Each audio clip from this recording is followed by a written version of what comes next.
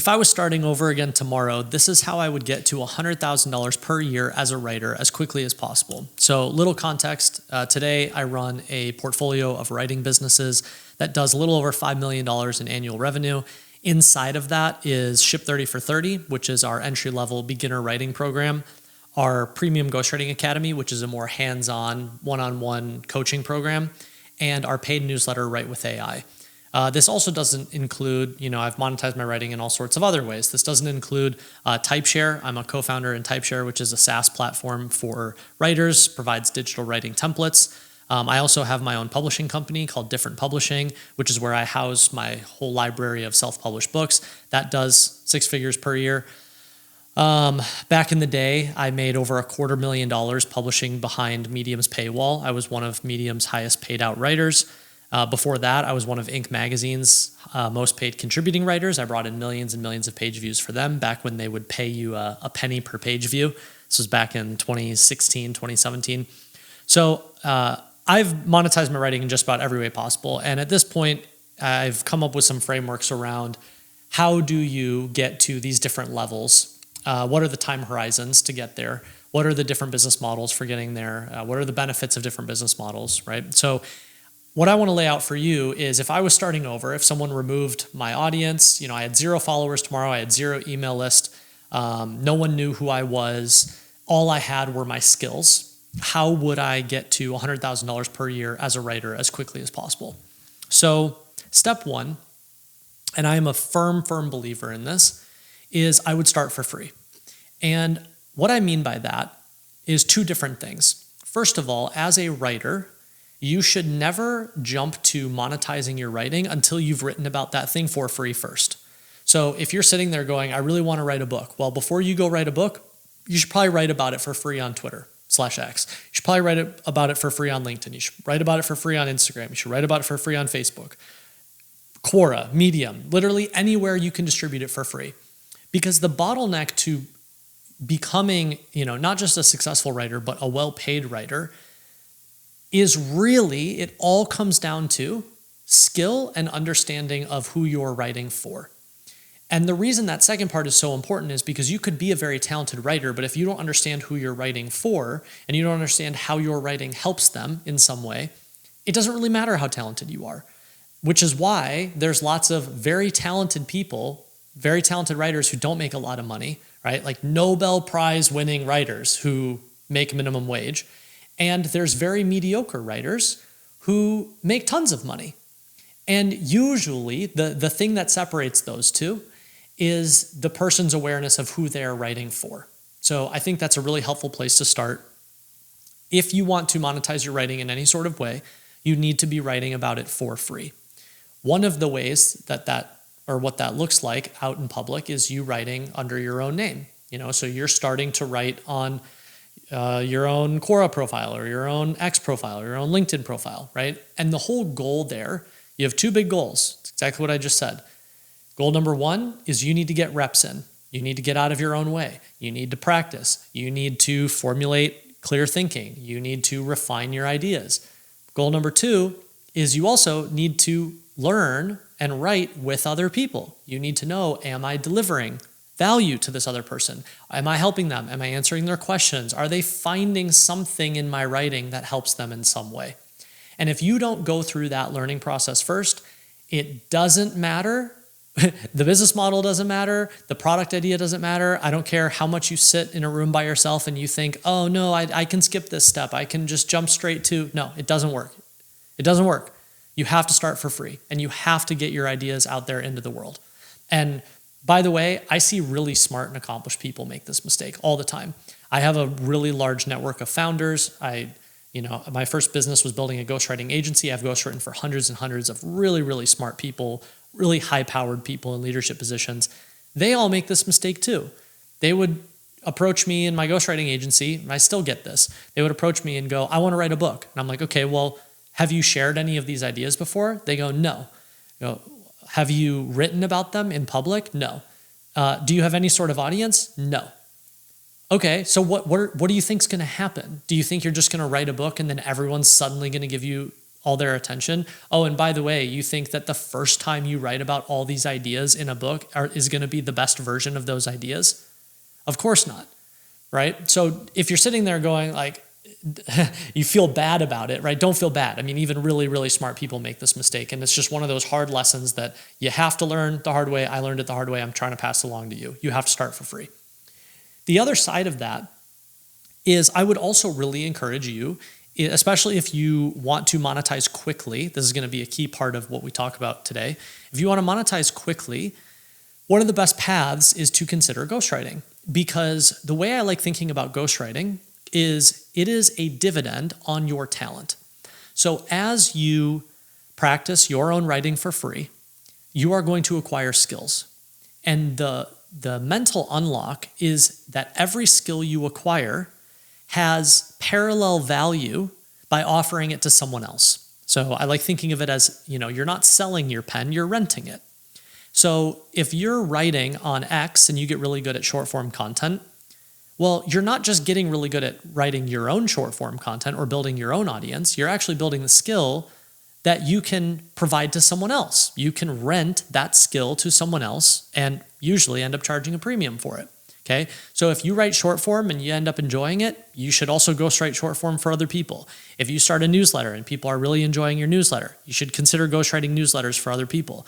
If you enjoy building digital assets, educational email courses, white papers, digital downloads, ebooks, okay, well, you should consider doing those for other people. And this is, without question, one of the fastest ways to accelerate your earnings as a writer, but it is also an amazing way to pull off so much more money on the table. So many writers only think of, becoming a quote unquote successful writer as I have to write under my own name. And the reality, like the brutal reality, is that in the beginning, you often don't have the pattern recognition or the years of experience or necessarily even the skill yet to really, truly be able to monetize your own writing. And so an amazing way to power level those skills, to get paid to learn, to build a network, right? To essentially fund practicing writing all day long is ghostwriting. And so the way, when I look back on my own career, ghostwriting allowed me to build and develop skills that I don't think I would have been able to do on my own. And now, because I spent so many years ghostwriting and I've acquired and practiced this skill, now when I look at new things that I want to write about, new topics, new industries I want to explore, in many ways I think of it almost like ghostwriting for a new part of myself. And I've become so good, I've built that skill of being able to pick something new and quickly get myself up to speed. Why? Well, because I did it hundreds and hundreds of times for other people in other industries. So I really encourage you in the beginning, start writing for free for yourself, right? Don't try and monetize. Don't go, I'm going to write my magnum opus day one. And then also consider, especially in the beginning, renting your pen to other people and doing it for them for free. Because I promise, the biggest bottleneck and the thing that gets in people's way is them thinking, well, I can't provide this to someone else until I'm an expert or until I'm perfect at it, and I don't want to charge for it. Okay, well, you want to know how you remove all that pressure? You just don't charge for it.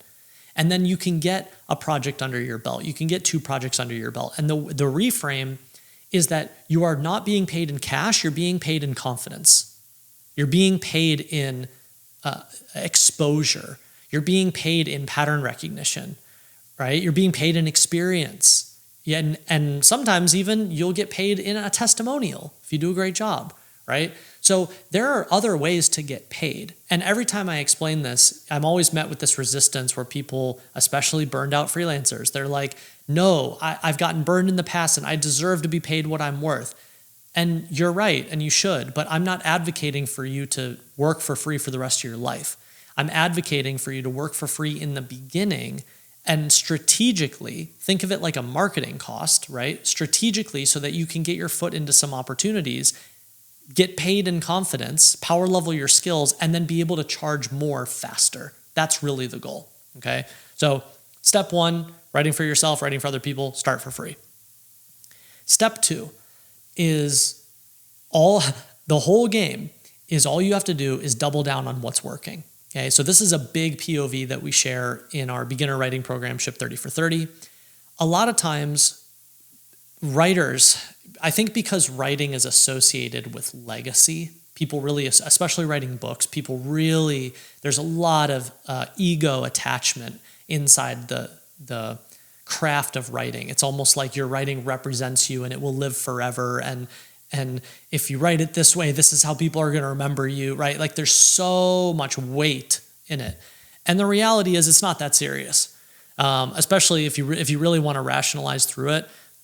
There's a great talk on YouTube where the author Hugh Howey talks about the age of language and the age of books. And basically the TLDR of the convo is the vast majority of things written don't actually survive more than 100 years, couple hundred years. And so here we are, all of us writers thinking, oh, if I write it this way today and I hit publish, well, it's going to last for an eternity. And really that's like, how grandiose of you to think that, right? Because A, most of the world probably isn't paying attention to you. And B, even if they were paying attention to you, just the nature of how text evolves and, paper to digital to not all digital files survive more than 10 years or 100 years, right? They get lost. So the word doesn't last forever. I think that's just a really helpful reframe. So what is the whole game? The whole game is when you notice something working, you have the opportunity to do it again. And so in Ship 30, when we're teaching people how to start writing on the internet, really all we're saying is whenever you hit publish, just notice what happens, okay? It's not just you wrote it, you hit publish, and then you're done. Really, the game starts when you hit publish. And just notice what happens. How many people liked it? How many people commented on it? How many views did it get? What sort of comments did you get? Were they really surface level comments? People were just like, nice job. Or were they more thoughtful comments where someone asked you to go deeper on a topic?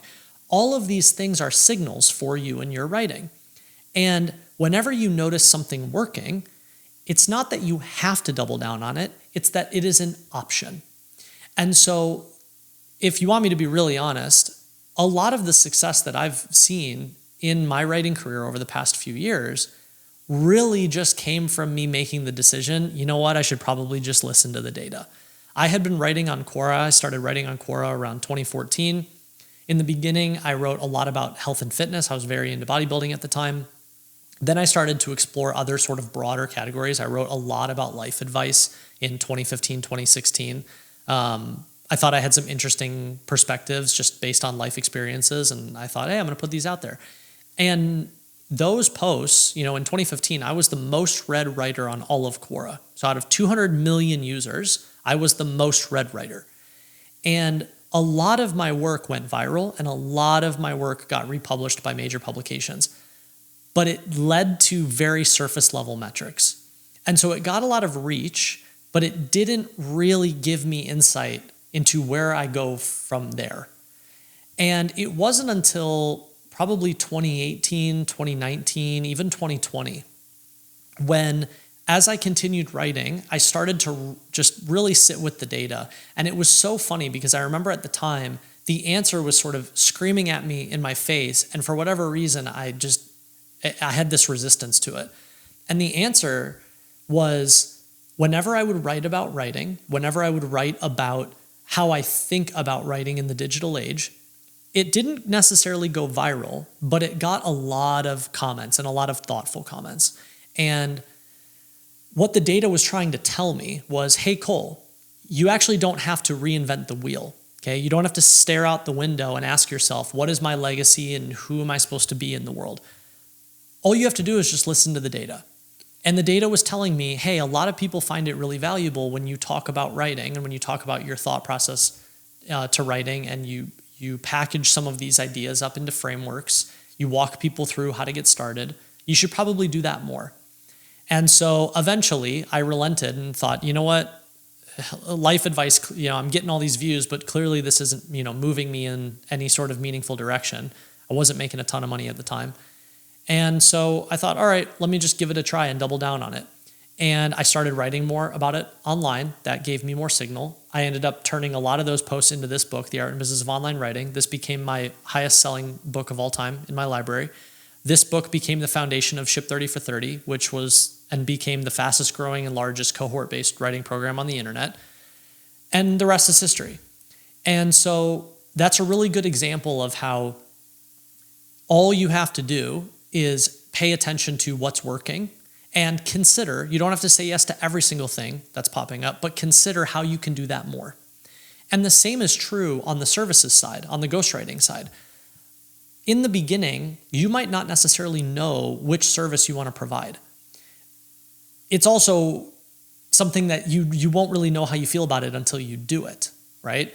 So the best thing that you can do is, as you get going and as you try providing a service to someone, realize that the biggest and most valuable ROI is learning whether or not this is something you want to do more of.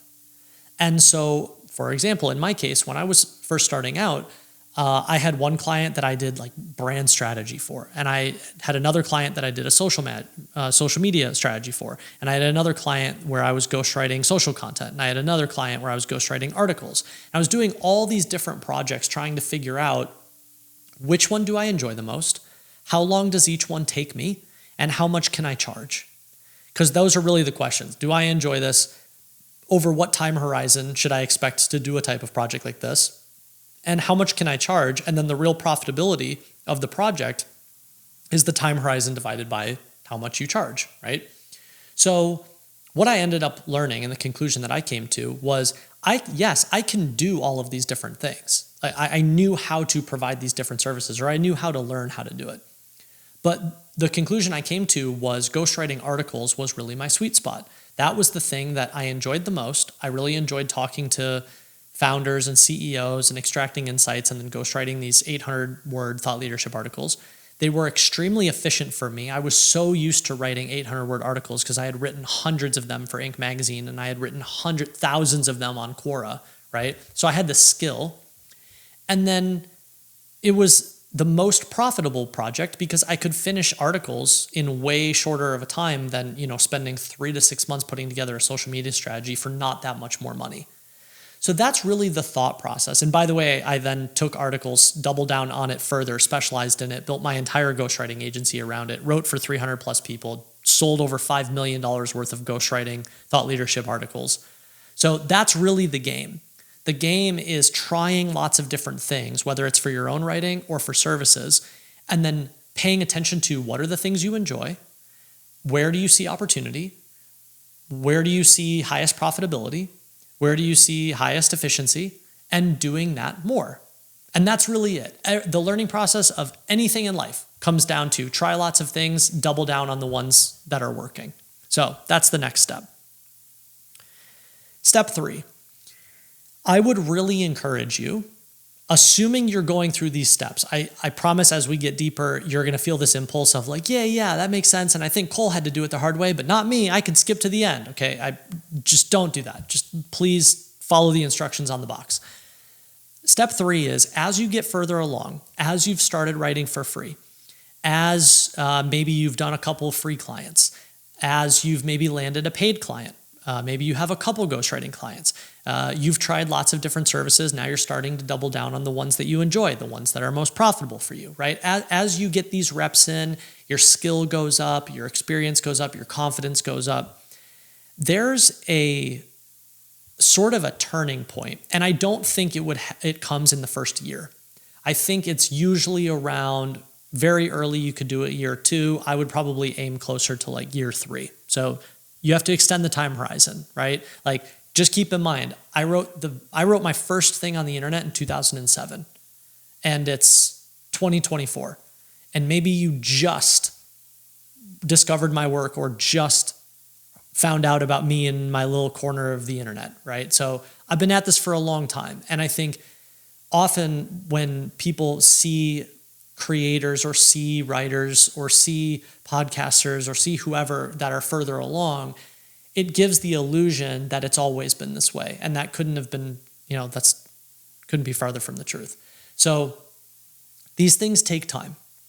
And usually around year 3, you start to get to a point where, yes, you can begin positioning yourself as some sort of quote unquote expert. And what I really want to emphasize here is that being an expert doesn't mean, quote unquote, being an expert doesn't mean acquiring some title. It doesn't mean waiting until you're a New York Times bestseller. It doesn't mean waiting for some magazine or some high-profile person to tell you that you're awesome in public, okay? All I'm really advocating for, and what I would tell you to do, is to recognize the point on the journey when you start to have some clarity around what you could pay forward to the next person. As you start doing something, you will inherently begin to create your own processes. You will create your own frameworks. You will create your own approaches. You will have your own systems. You will have your own opinions. You will have feelings about what you do and why you do it. And right around there in the journey is a good time to consider how you can, again, double down on those things for yourself.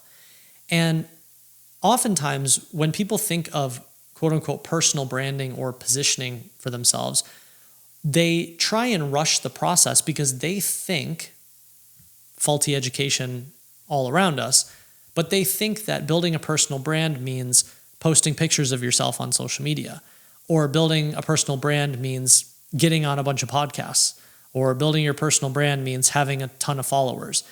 And the reality is that's not really what makes it.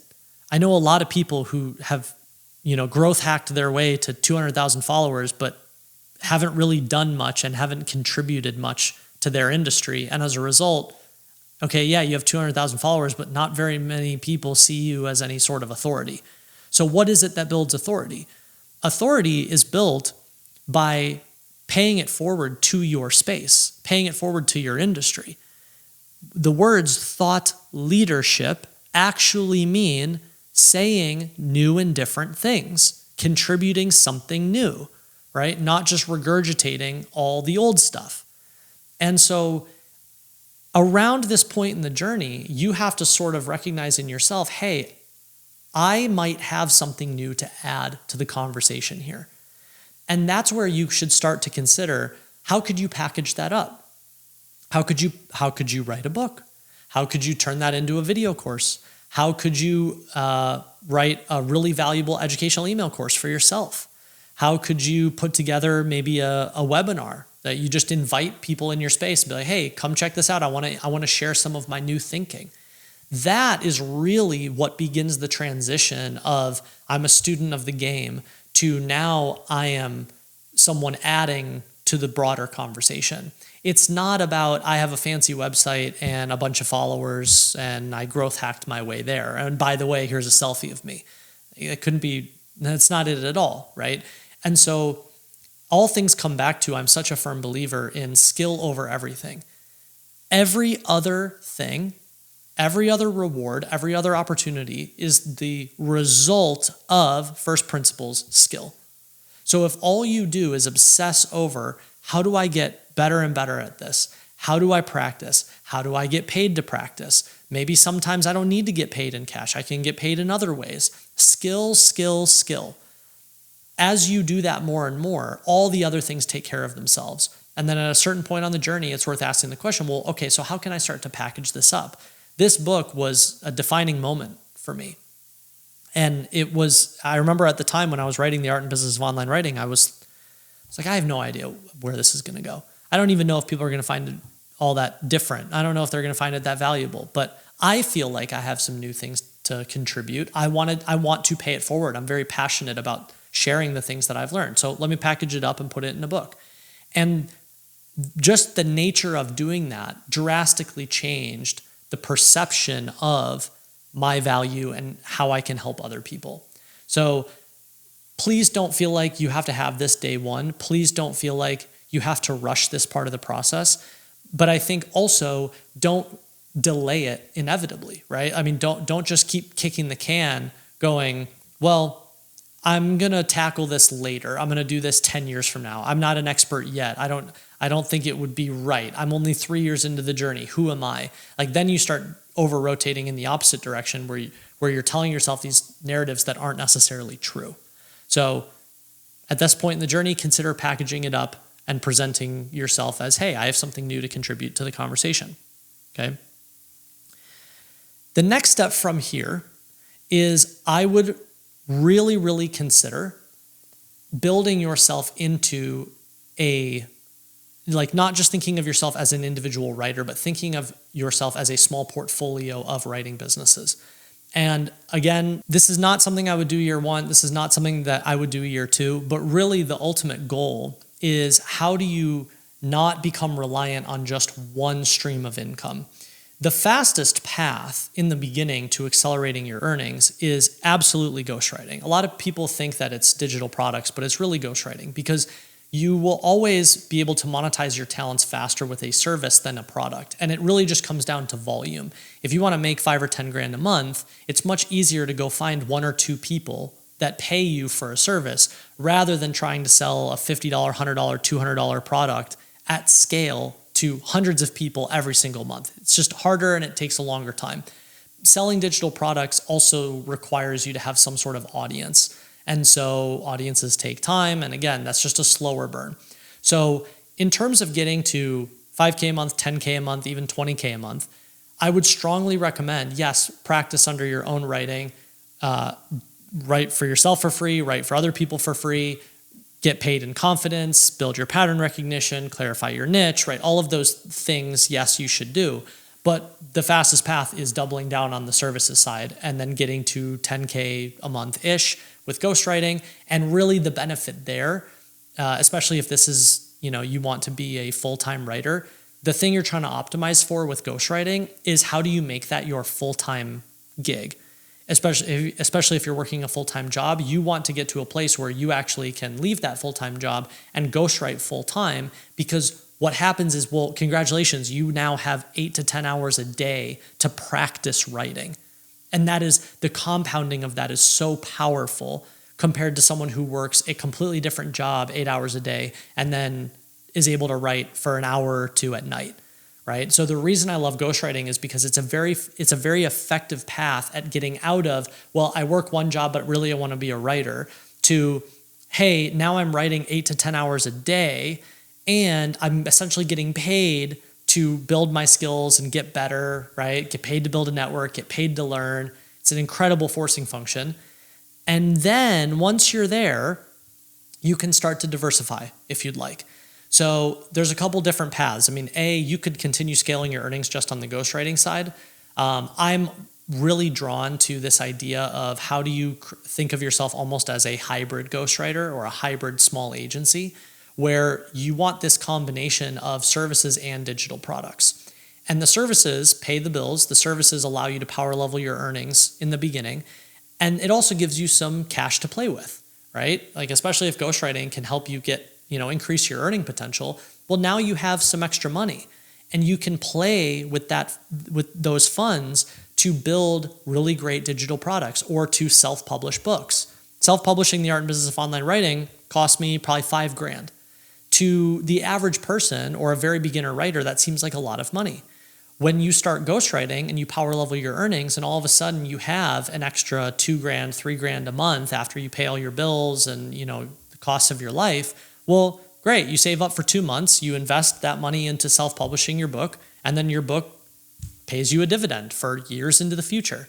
And this is how you start thinking entrepreneurially, right? And you could do the same thing with building a digital product. You could build a text and video course. You could launch a small cohort. You could do one-on-one coaching. There's all sorts of other ways that you can monetize your talents as a writer. But I think it's really important to do all of these things in a specific order. And so the order that I would do them in, right, is basically be your own case study, practice on yourself, monetize with ghostwriting, take the funds from ghostwriting and reinvest in yourself. Consider around year 3 really starting to double down on, okay, so how do I position myself as an authority in this space? And how do I start thinking about myself as the owner of a small portfolio rather than what most writers do, where they're like, I'm just a freelance writer and let me know what you need, right? And that is not the way to think about it. You want to think about it like you are an entrepreneur.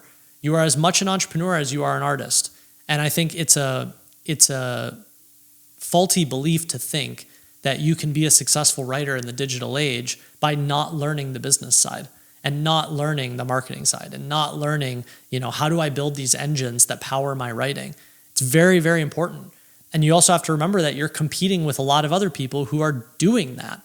Like imagine if you're trying to compete with me, right? Even though I don't really believe in competing. I think we live in an abundant world and everyone can be successful, right? But that's the expectation, right? There's all sorts of people like me in the world who are fully embracing both the art of writing and the business of writing.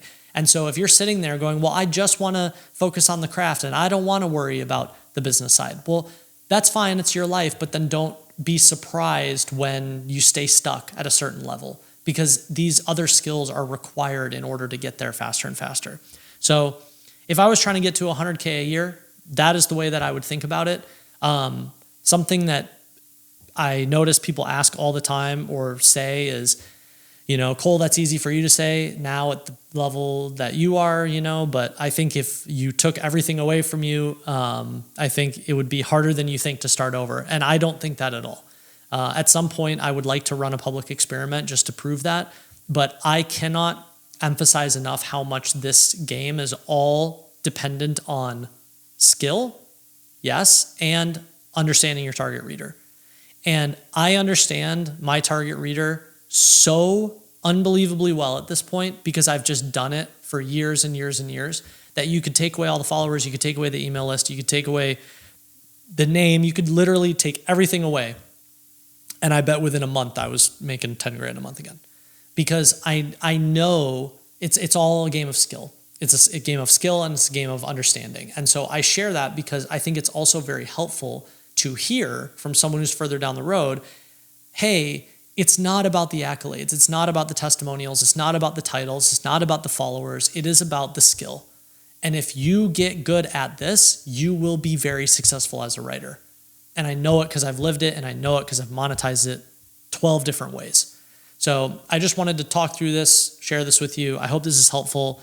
One final note, I am a very firm believer, and the more writers that I coach in our programs and the more that I create things like this and just share what I've learned, the more and more I believe that the real bottleneck to writers achieving the level of success that they desire is not really the hard skills of writing. I think it much more comes down to the relationship you have with yourself. I think it comes down to your ability to trust yourself. The only reason that people are hesitant to spend money on books or products or programs or coaching or any sort of external source of help, the only reason that people are resistant to that is because they don't believe that it'll work for them and they don't trust themselves to make sure that it works for them. Because if I or someone else came to you and said, I guarantee you 100% that if you do X, Y output will happen. If it was a 100% guarantee, every single person would do it. And oftentimes that quote unquote guarantee, people think, granted, there are books that aren't great. There's products that aren't great. There's programs that aren't great. I understand that. But oftentimes the person who's trying to learn tends to blame the other thing and go, oh, well, the product wasn't helpful or the program sucked or whatever. And really, that 100% guarantee often has less to do with the thing that you're buying or the thing you're investing in for yourself, and it has more to do with whether or not you find a way to make it work for you. And so the reason I point that out is because I think the world has no shortage of talent. Especially if you're listening to this, I don't think that, if you've been writing even a little bit or even somewhat consistently, you probably don't have a talent problem. Oftentimes, I notice the problems are more deeply rooted than that. It's people thinking, I've tried this before, it didn't work the one time I tried it, and so I don't think it'll ever work. Someone doing something a couple times, not putting forth enough volume and going, that doesn't work for me. Someone talking to one person in their industry and that person saying no, and then they go, oh, this doesn't work for my industry. They come to these really sweeping conclusions that are not real. They just don't have enough pattern recognition, or they don't have enough experience, or they haven't deployed enough volume to really test whether they're real or not. And then almost beneath that is this belief that I'm not ready yet, or I can't do that, or I can't learn that new skill, or that's always been really hard for me. And so if you fall into any of those categories or that resonates with you, I would really, really encourage you to sit with where you are getting in your own way.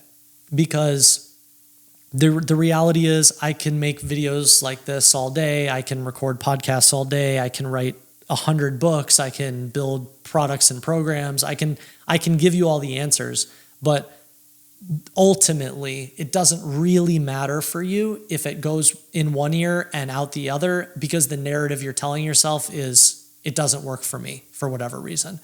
And I promise you that these things do work. I've seen them work a dozen times for me. I've coached, I can't tell you how many writers at this point. We've had over 10,000 people go through Ship 30 for 30. We have over 800 people in our Premium Ghostwriting Academy. I know they work. It's not a question of whether they work or they don't.